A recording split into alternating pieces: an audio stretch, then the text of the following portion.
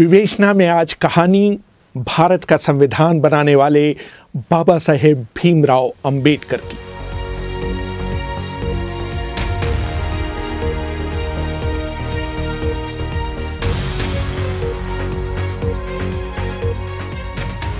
अभिवादन स्वीकार करिए रेहान फजल का। दिलचस्प बात यह है कि भारत की दो महान शख्सियतों भीमराव अंबेडकर और महात्मा गांधी के बीच कभी नहीं बनी। दोनों महान व्यक्तियों के बीच कई मुलाकातें हुईं, लेकिन वो अपने मतभेदों को कभी नहीं पाट पाए। आज़ादी से 2 दशक पहले अंबेडकर ने अपने आप को अपने अनुयायियों के साथ स्वतंत्रता आंदोलन से अलग थलग कर लिया था। अछूतों के प्रति गांधी के अनुराग और उनकी तरफ से बोलने के उनके दावे को अंबेडकर एक जोड़ तोड़ की रणनीति मानते थे। जब 14 अगस्त 1931 को गांधी से उनकी मुलाकात हुई थी, तो गांधी ने उनसे कहा था, मैं अछूतों की समस्याओं के बारे में तब से सोच रहा हूं जब आप पैदा भी नहीं हुए थे। मुझे ताज्जुब है कि इसके बावजूद आप मुझे उनका हितैषी नहीं मानते। धनंजय कीर अंबेडकर की जीवनी doctor Ambedkar life and mission में लिखते हैं। अंबेडकर ने गांधी से कहा, अगर आप अछूतों के खैरख्वाह होते तो आपने कांग्रेस का सदस्य होने के लिए खादी पहनने की शर्त के बजाय अस्पृश्यता निवारण को पहली शर्त बनाया होता। किसी भी व्यक्ति को जिसने अपने घर में कम से कम एक अछूत व्यक्ति या महिला को नौकरी नहीं दी हो, या उसने एक अछूत व्यक्ति के पालन पोषण का बीड़ा न उठाया हो, या उसने कम से कम सप्ताह में एक बार किसी अछूत व्यक्ति के साथ खाना न खाया हो, तो उसे कांग्रेस का सदस्य बनने की अनुमति नहीं दी जानी चाहिए थी। आपने कभी भी किसी जिला कांग्रेस पार्टी के अध्यक्ष को पार्टी से निष्कासित नहीं किया जो मंदिरों में अछूतों के प्रवेश का विरोध करते देखा गया हो। 26 फरवरी 1955 में जब बीबीसी ने अंबेडकर से गांधी के बारे में उनकी राय जाननी चाहिए, तो उन्होंने साफ शब्दों में कहा, I feel quite surprised at the interest which the outside world, Western world particularly, seems to be taking in Mr. Gandhi. I cannot understand that. So far as India is concerned, he was, in my judgment, an episode. Ambedkar कह रहे थे, मुझे इस बात पर काफी हैरानी होती है कि पश्चिम गांधी में इतनी दिलचस्पी क्यों लेता है। जहां तक भारत की बात है, वो देश के इतिहास का एक हिस्सा भर हैं, कोई युग निर्माण करने वाले नहीं। गांधी की यादें इस देश के लोगों के जहन से जा चुकी हैं। अंबेडकर अपने ज़माने में भारत के संभवतः सबसे पढ़े लिखे व्यक्ति थे। उन्होंने मुंबई के मशहूर एल्फिंस्टन कॉलेज से बीए की डिग्री ली थी। बाद में उन्होंने कोलंबिया विश्वविद्यालय और लंदन स्कूल ऑफ इकोनॉमिक्स से पीएचडी की डिग्री प्राप्त की।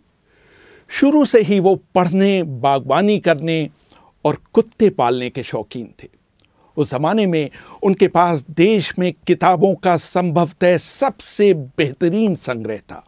मशहूर किताब इनसाइड एशिया के लेखक जॉन गुंथर ने लिखा है कि जब 1938 में मेरी राजगृह में अंबेडकर से मुलाकात हुई थी, तो उनके पास 8000 किताबें थीं। उनकी मृत्यु तक ये संख्या बढ़कर 35,000 हो चुकी थी। बाबा साहेब अंबेडकर के निकट सहयोगी रहे शंकरानंद शास्त्री अपनी किताब my experiences and memories of doctor Baba Saheb Ambedkar में लिखते हैं, मैं रविवार 20 दिसंबर 1944 को दोपहर 1 बजे अंबेडकर से मिलने उनके घर गया। उन्होंने मुझे अपने साथ जामा मस्जिद इलाके में चलने के लिए कहा। वो इन दिनों पुरानी किताबें खरीदने का अड्डा हुआ करता था। मैंने उनसे कहने की कोशिश की कि दिन के खाने का समय हो रहा है, लेकिन उन पर इसका कोई असर नहीं हुआ।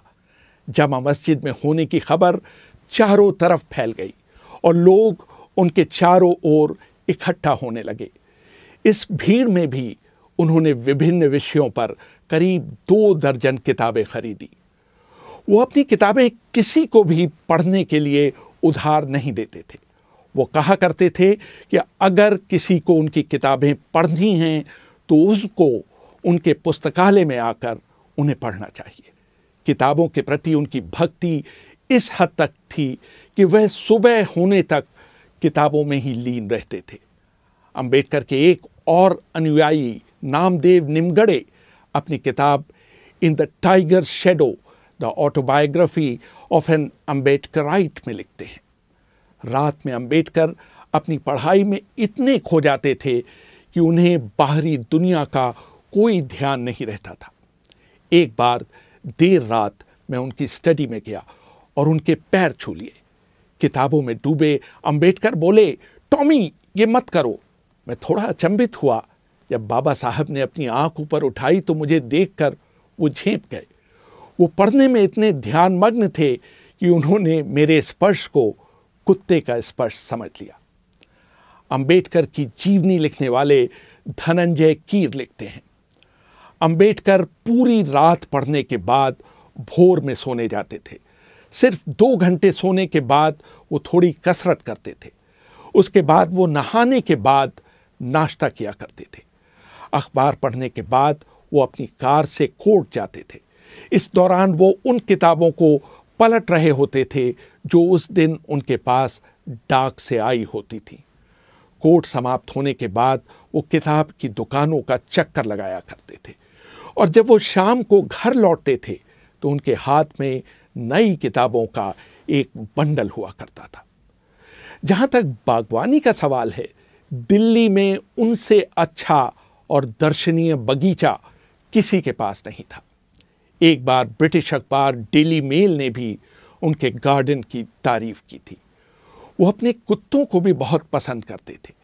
एक बार उन्होंने बताया था कि किस तरह उनके पालतू कुत्ते की मौत हो जाने के बाद वो फूट फूट कर रोए थे।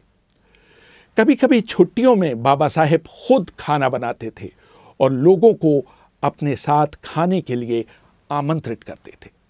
अंबेडकर के साथ काम कर चुके देवी दयाल लिखते हैं, 3 सितंबर 1944 को उन्होंने अपने हाथ से खाना बनाया और 7 पकवान बनाए। इसे बनाने में उन्हें 3 घंटे लगे। उन्होंने खाने पर दक्षिण भारत अनुसूचित जाति फेडरेशन की प्रमुख मीनाम्बल शिवराज को बुलाया। वो ये सुनकर दंग रह गईं कि भारत की एग्जीक्यूटिव काउंसिल के लेबर सदस्य ने उनके लिए अपने हाथों से खाना बनाया है।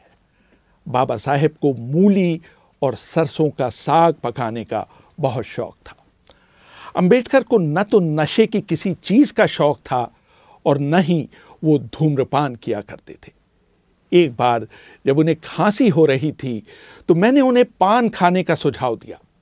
उन्होंने मेरे अनुरोध पर पान खाया जरूर, लेकिन अगले ही सेकंड उसे यह कहते हुए थूक दिया कि यह बहुत कड़वा है। वो बहुत साधारण खाना खाते थे जिसमें बाजरे की एक छोटी रोटी, थोड़ा चावल, दही और मछली के 3 टुकड़े हुआ करते थे। घर पर सुदामा को अंबेडकर के काम में मदद के लिए रखा गया था। एक दिन सुदामा जब देर रात फिल्म देखकर लौटे तो उन्होंने सोचा कि उनके घर के अंदर घुसने से बाबा साहेब के काम में विघ्न पड़ेगा, जो कि उस समय पढ़ने में तल्लीन थे। वो दरवाजे के बाहर ही जमीन पर सो गए। आधी रात के बाद जब अंबेडकर ताज़ी हवा लेने बाहर निकले तो उन्होंने दरवाजे के बाहर सुदामा को सोते हुए पाया। वो बिना आवाज किए अंदर चले गए। जब अगले दिन सुबह सुदामा की नींद खुली तो उन्होंने पाया कि बाबा साहेब ने उनके ऊपर अपना ओवरकोट डाल दिया है। 31 मार्च 1950 को मशहूर उद्योगपति घनश्याम दास बिड़ला के बड़े भाई जुगल किशोर बिड़ला अंबेडकर से मिलने उनके निवास स्थान पर आए। कुछ दिनों पहले बाबा साहेब ने मद्रास में पेरियार की उपस्थिति में हजारों लोगों के सामने भगवद गीता की आलोचना की थी। बाबा साहेब के सहयोगी रहे शंकरानंद शास्त्री अपनी किताब my experiences and memories of doctor Baba Saheb Ambedkar में लिखते हैं। बिड़ला ने उनसे सवाल किया कि आपने गीता की आलोचना क्यों की, जो कि हिंदुओं की सबसे बड़ी धार्मिक किताब है। उनको इसकी आलोचना करने के बजाय हिंदू धर्म को मजबूत करना चाहिए था। जहां तक छुआछूत को दूर करने की बात है तो वो इसके लिए 10 लाख रुपए देने के लिए तैयार है। इसका जवाब देते हुए अंबेडकर ने कहा था, मैं अपने आप को किसी को बेचने के लिए नहीं पैदा हुआ हूं। मैंने गीता की इसलिए आलोचना की थी क्योंकि इसमें समाज को बांटने की शिक्षा दी गई है। बाबा साहेब मौज मस्ती के लिए कभी बाहर नहीं जाते थे। उनके सहयोगी रहे देवी दयाल लिखते हैं, हालांकि वो जिमखाना क्लब के सदस्य थे, लेकिन वो शायद ही वहां गए हों। जब भी वो कार से अपने घर लौटते थे तो वो सीधे अपने पढ़ने की मेज पर जाते थे। उनके पास अपने कपड़े बदलने का भी समय नहीं रहता था। एक बार वो एक film a tale of two cities देखने गए। उसे देखते समय उनके मन में कोई विचार कौंधा और वो फिल्म बीच में ही छोड़कर घर लौटकर उन विचारों को लिखने लगे। वो घर के बाहर खाना नहीं पसंद करते थे। जब भी कोई उन्हें बाहर खाने पर ले जाना चाहता था तो उनका जवाब होता था, अगर तुम्हें मुझे दावत ही देनी है तो मेरे लिए घर पर खाना ले आओ। मैं घर से बाहर जाने वाला नहीं। बाहर जाने, वापस आने और व्यर्थ की बातों में मेरे कम से कम 1 घंटा बर्बाद होगा। इस समय का इस्तेमाल मैं कुछ बेहतर काम के लिए करना चाहूँगा। अपने जीवन के अंतिम पड़ाव में बाबा साहेब ने वायलिन सीखना शुरू किया था। उनके सचिव रहे नानक चंद रत्तू अपनी किताब last few years of doctor Ambedkar में लिखते हैं, एक दिन मैंने उनके बंद कमरे में चुपके से झांक कर एक अद्भुत नज़ारा देखा था। बाबा साहेब दुनिया की चिंताओं से दूर अपने आप में मग्न कुर्सी पर बैठे वायलिन बजा रहे थे। मैंने जब ये बात घर में काम करने वाले लोगों को बताई तो सब ने बारी बारी से जाकर वो अद्भुत दृश्य देखा और आनंदित हुए। रेहान फजल, BBC, दिल्ली।